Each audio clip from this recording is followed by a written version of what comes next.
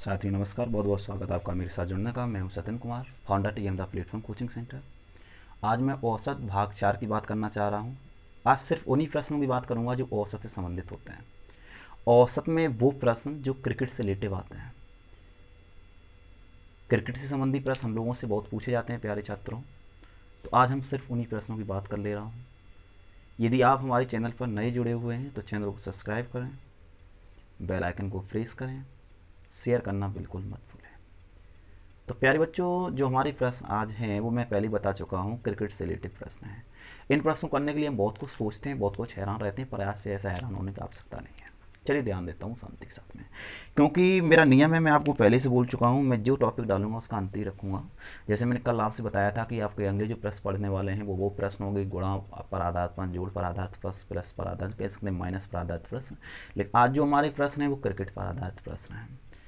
तो प्यारे बच्चों, जो आपसे पहला प्रश्न बोला गया है कि एक क्रिकेट खिलाड़ी अपनी 4 पारियों में क्रमशः 48, 46, 45 और 44 रन बनाता है, तो वह 5वीं पारी में कितने रन बनाए जिससे कि औसत हो बेटा 44 हो जाए, यानी 50 हो जाए।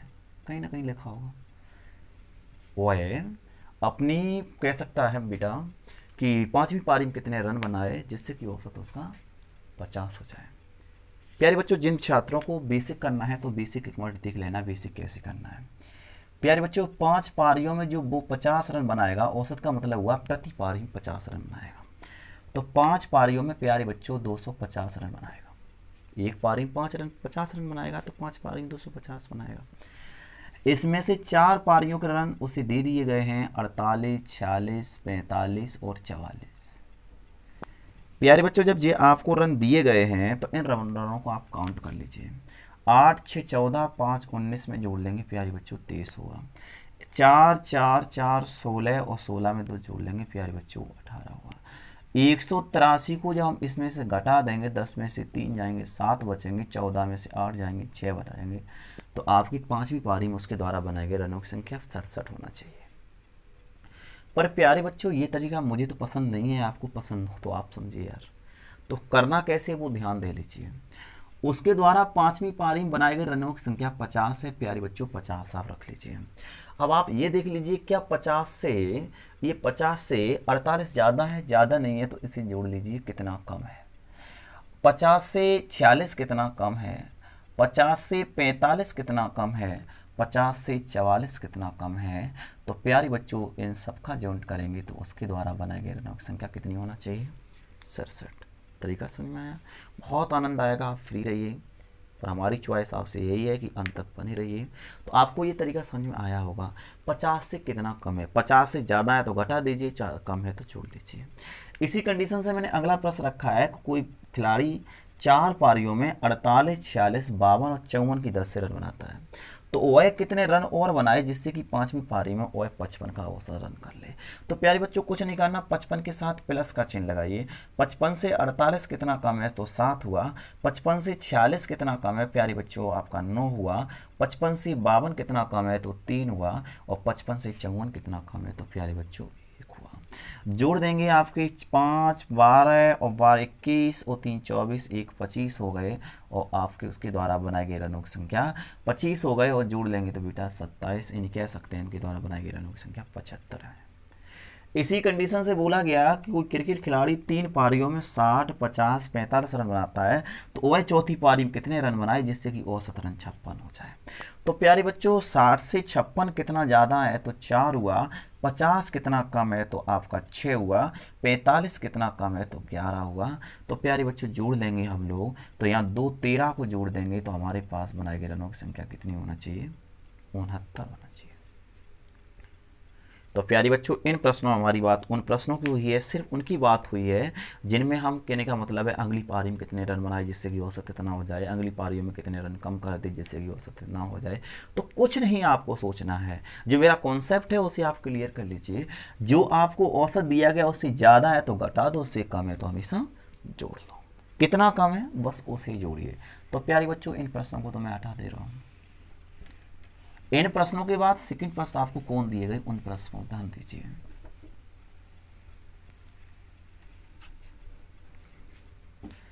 आपके पास सेकंड प्रश्न है, एक क्रिकेट खिलाड़ी या एक क्रिकेट प्लेयर अपनी 18वीं पारी में 92 रन बनाता है। कोई क्रिकेट खिलाड़ी है, आपके 18 पारी खेलता है, वो 18वीं पारी में 52 रन बनाता है, जिससे उसका औसत रन 2 रन बढ़ जाता है। तो पूछा जाएगा बेटा 17वीं पारी में उसके द्वारा बनाए गए रन क्या है, 18वीं पारी में उसके द्वारा बनाए गए रन क्या है। प्यारे बच्चों याद क्या करना है वो आप एक मिनट समझ लेना थोड़ा शांति के साथ में। अगर आपसे कहीं भी अगर रन बढ़ते हैं, औसत रन बढ़ते हैं, तो याद कर लो हमेशा आपको माइनस करना है, और जब औसत रन घटता है तो याद कर लो हमेशा आपको प्लस करना है। कारण ये है कि उसने उस पारी में 92 रन बनाए तो औसत रन 2 घट गए, तो मतलब प्रत्येक में 2 घट गए। पारियां 18 खेली तो मतलब 18 घट गए। तो हम यहाँ 92 में से 18 दूनी 36 को प्यारे बच्चों घटाएंगे तो हमारे पास बचने वाले जो काउंटिंग रन होंगे या जो बचेंगे वो हमारे पास 56 बचेंगे।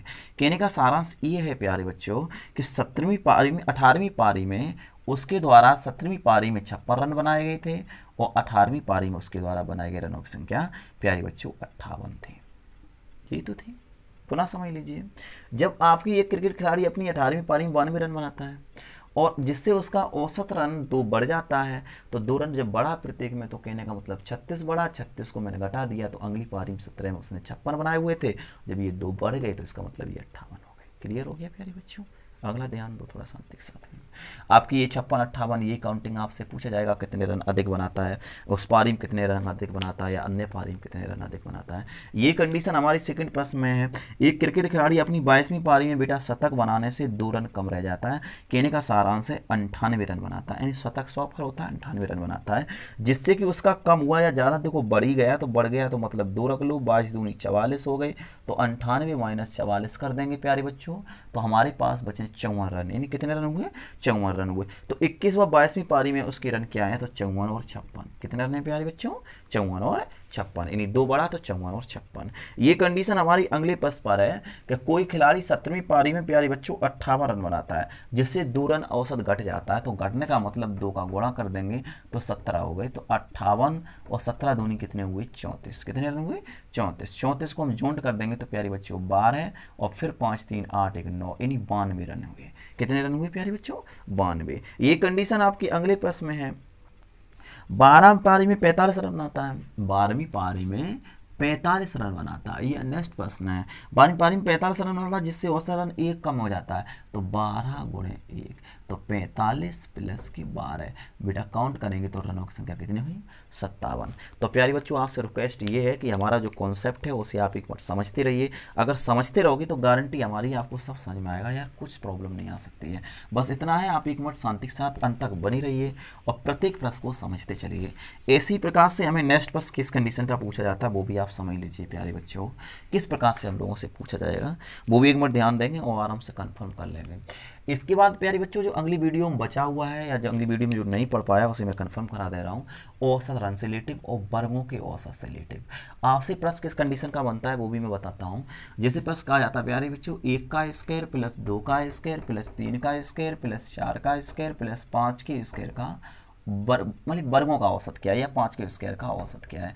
प्यारे बच्चों वर्गों के योग के लिए n into n plus 1 into 2n plus 1/6 हमारा ये फॉर्मूला है। प्यारे बच्चों जब आपसे औसत पूछा जाए तो इस n को हटा दीजिए क्योंकि n से हम डिवाइस करते हैं, बस आप एवरेज निकाल लीजिए। तो हमारे पास संख्या 5 है, 5 में जोड़ेंगे 6 हो जाएंगे, तो हमारे पास 6 पहला नंबर हो गया और 5 2 10 11/6 और एवरेज जो हमारा है वो बेटा 11 होगा। इस कंडीशन से हम हल कर लेंगे। जैसे सेकंड पर हमसे पुटअप होगा प्यारे बच्चों 1 का स्क्वायर 2 का square dot dot dot dot 20 की स्क्वायर का औसत क्या है, या प्यारे बच्चों हमसे कहा गया 15 की स्क्वायर का औसत क्या है, या हमसे कुछ भी कह दिया गया 15 ना कहकर हमसे जैसे बोल दिया गया 14 के स्क्वायर का औसत क्या है। तो हमारे पास नंबर 14 है, 14 में एक जोड़ा मैंने 15 कर लिया और 14 दूनी 28 1 29 बटे हमारा 6 हो गया और 3 पंचे 15 3 दूनी 6 हो गया और 9 पंचे 45 5 दूनी 10 में 4 145 बटे 2 और कह सकते हैं बेटा 72.5 हो गया। तो इस कंडीशन का कभी भी आपसे वर्गों का औसत पूछा जा रहा है तो प्यारे बच्चों आपको प्राकृतिक संख्याओं की वर्गों के औसत के लिए होता है n+1 इंटू 2n + 1/6 के कन्फर्म करना है। अब इसके बाद सेकंड हमसे प्रश्न कौन पूछा जाता है कि जैसे कह दिया गया 2 का स्क्वायर प्लस 4 का स्क्वायर प्लस 6 का स्क्वायर प्लस डॉट डॉट 10 के स्क्वायर का औसत क्या है। तो प्यारे बच्चों विषम और सम संख्याओं के वर्गों के लिए होता है n into n plus 1 into n plus 2n n plus 2/6। सीधा ये होता है 2n प्लस 1 हट जाता है, 2n प्लस 1 हट जाता है, n प्लस 2 हो जाता है। तो यहाँ हमारा जब n कट जाएगा तो हमारे n प्लस 1 और n प्लस 2 हो जाएगा।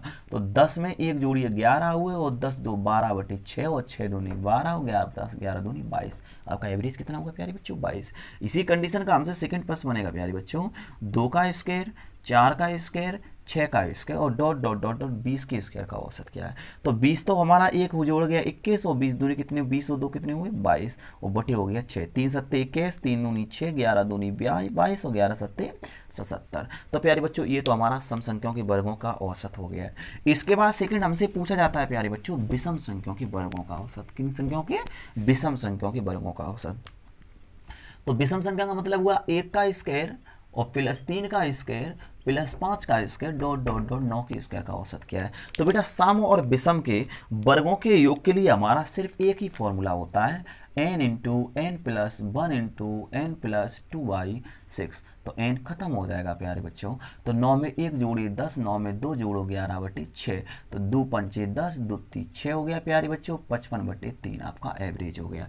यही कंडीशन हमारा सेकंड होगा, जैसे 1 का स्क्वायर और 3 का स्क्वायर 5 का स्क्वायर और डॉट डॉट डॉट डॉट कह सकते हैं हम लोग 25 का स्क्वायर का औसत क्या है। तो 25 में 1 जोड़ेंगे 26 और 25 दूनी 50 में 1 जोड़ देंगे 25 और 2 कर देंगे 27 और वटे प्यारे बच्चों 6। तो 13 दूनी 26 हुए, 3 दूनी 6 हो गए और 9 तिया 27 हो गए और 13 निम्मा 117 हो गए। तो प्यारे बच्चों आपका एवरेज कितना हुआ 117 हुआ। तो सम और विषम के प्राकृतिक संख्याओं के वर्गों के औसत के लिए आपका फॉर्मूला अगर आपका प्राकृतिक है तो n into n plus 1 into 2n plus 1/6 होता है वर्गों का योग, और औसत के लिए n plus 1 into 2n plus 1/6 हो गया। और विषम संख्याओं के लिए या सम संख्याओं के वर्गों के औसत के लिए आपका n into n plus 1 into n plus 2/6 होता है। तो n हट जाएगा तो n प्लस 1 n प्लस 2/6 हो जाएगा। इसके बाद प्यारे बच्चों हमसे प्रश्न कैसा बना है वो मैं प्रश्न एक आपके सामने रख रहा हूँ।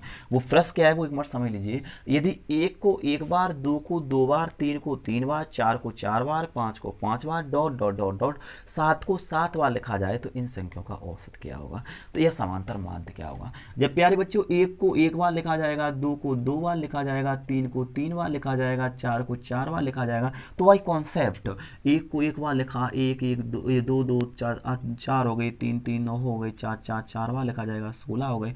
तो 1 का वर्ग 2 का वर्ग 3 का वर्ग 4 का वर्ग। तो प्यारे बच्चों 7 बार लिखा जाए तो 1 का स्क्वायर 2 का स्क्वायर 3 का स्क्वायर और डॉट डॉट डॉट 7 के स्क्वायर का औसत क्या है। तो मैंने बोला है 7 में 1 जोड़ो 7 दूनी 14 और 7 दूनी 14 में आप जोड़ देंगे 2 1 15 हो जाएंगे और 15/6, 3 पंचे 15 और 2 3 6 हो जाएंगे और 2 6 को 8, 4 पंचे 20 आपका एवरेज होगा। तो मतलब आपसे किसी भी प्रकार से कंडीशन से इस प्रकार का प्रश्न बन रहा है 1 को 1 बार, 2 को 2 बार, 3 को 3 बार, 4 को 4 बार, 7 को 7 बार लिखा जाए या 15 को 15 बार लिखा जाए तो इस संख्याओं का औसत क्या हो। वही कॉन्सेप्ट हमारा वर्गों का औसत है, हम क्लियर कर सकते हैं। तो प्यारे बच्चों अगर आपको यहाँ तक समझ में आया तो बिल्कुल आप सब्सक्राइब करें, शेयर करना बिल्कुल ना भूलें। खुश रहें, पढ़ते रहें। भगवान से हमारी यही मनोकामना है आप सफल हों, अच्छे नागरिक बने।